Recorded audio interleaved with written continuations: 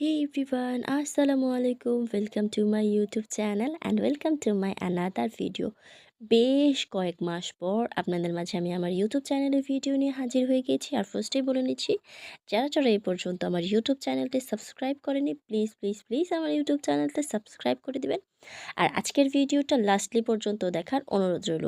আজকের ভিডিওটা ছিল আমাদের গাজীপুর রাজবাড়ির মাঠ বেসিক উদ্যোক্তা মেলা শুরু হয়েছে 10 দিন ব্যাপী। সেই মেলাটা থাকছে 10 দিন ব্যাপী। আর এই মেলাতে আমি গিয়েছিলাম শুক্রবারে।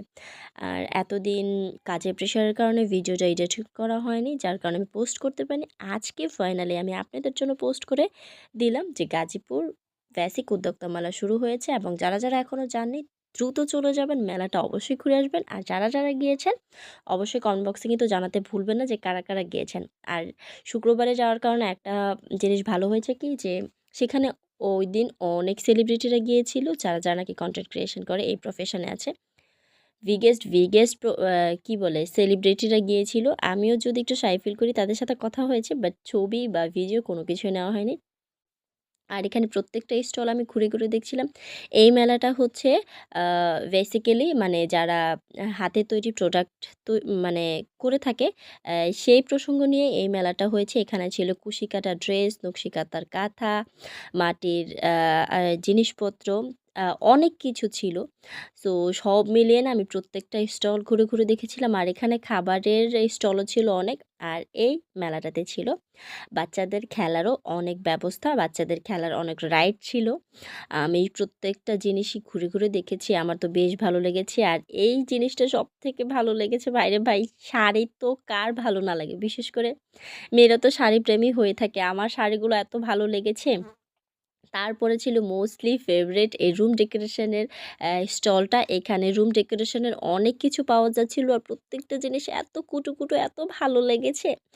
আর মিরর দেখলেই তো মেয়েদের একটু ঢং করতে হবে, সো মিররটাতে একটু ঢং করে নিলাম। আর আবারও বলছি, প্লিজ যারা এখনও আমার চ্যানেলটি সাবস্ক্রাইব করেনি, চ্যানেলটি সাবস্ক্রাইব করে দিবেন। আর এখানে একটা বেস্ট পার্ট ছিল, সেটা হচ্ছে লাইভ বেকিং ক্লাস চলছিল। যারা বেকিং করে, কেক বেক করে, মানে বেকারি যারা, তাদের জন্য এই সিস্টেমটা করা হয়েছে। এখানে অনেকে অ্যাটেন্ড করেছিল।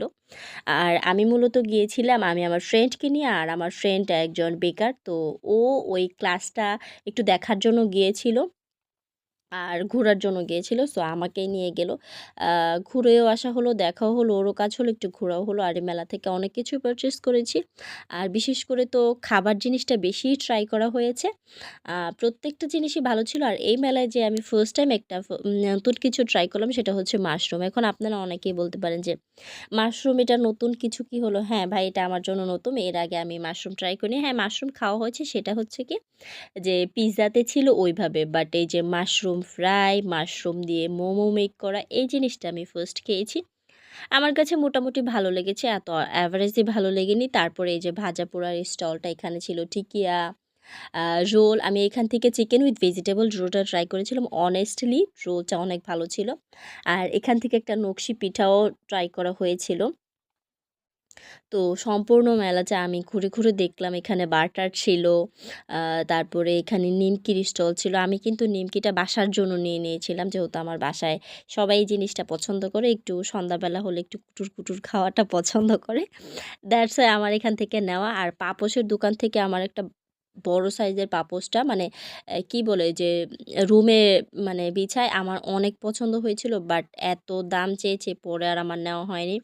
আর বাঁশ শেষে কিন্তু সবাইকেই খেতে হবে, জীবনে একবার না হয় একবার বাঁশ খেতেই হবে। সো বাঁশ খাওয়া দিয়ে আমার ভিডিওটা শেষ করছি। আমার ভিডিওটা কে কোথা থেকে দেখছেন অবশ্যই জানাবেন, আমার চ্যানেলটা সাবস্ক্রাইব করবেন। দেখা হচ্ছে